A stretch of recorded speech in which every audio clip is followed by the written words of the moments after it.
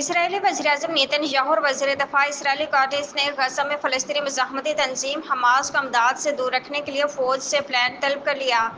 कतरी नशरियाती इदारे Al Jazeera की रिपोर्ट के मुताबिक नेतन्याहू और इसराइल कॉटेज ने एक मुश्तरका बयान में कहा कि उन्होंने इसराइली फ़ौज को हिदायत की कि वो गज़ा में हमास की अमदाद तक रसाई रोकने का मनसूबा पेश करे।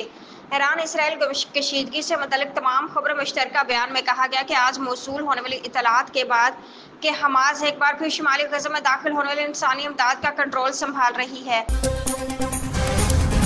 आलमी मीडिया का कहना है कि ईरान ने कतर में अमरीकी अड्डे पर मिसाइल दाग दिया। अरब मीडिया के मुताबिक कतर के दारुल हुकूमत दोहा में जोरदार धमाके सुने जा रहे हैं।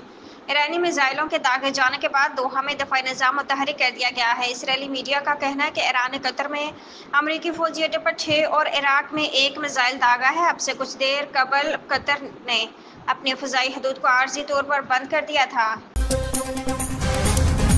अमरीकी सदर डोनाल्ड ट्रंप का कहना है कि फील्ड मार्शल आसिम मुनीर शानदार शख्सियत के मालिक हैं। दी हेग में नेटो सरबराहान के इजलास से खिताब करते हुए डोनाल्ड ट्रंप ने कहा कि मेरे मौजूदा दौर में बड़ी कामयाबी पाक भारत जंग रुकवाना है। दोनों जोहरी ताकतें एटमी हमलों की तरफ जा सकती थीं।